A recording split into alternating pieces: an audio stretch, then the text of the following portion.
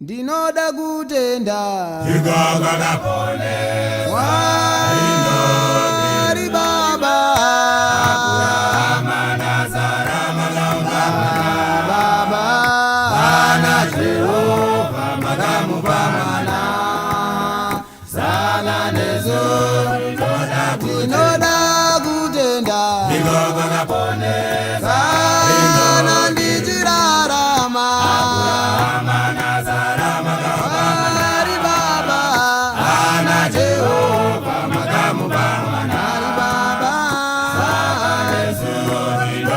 Ndinoda kutenda Chikakala pone Sana ndijirarama Abrahama Nazara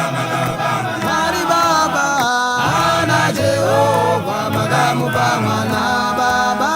Sana Nezo Ndinoda kutenda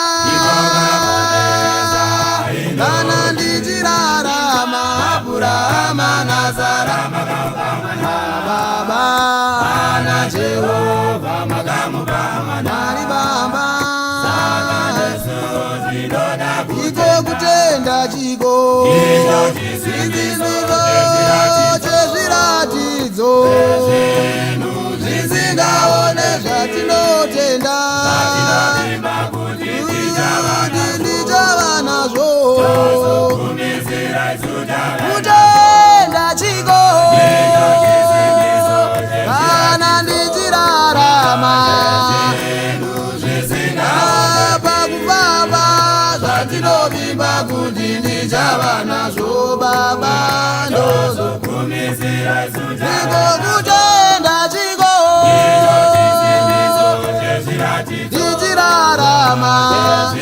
Ndikangoti mwana uya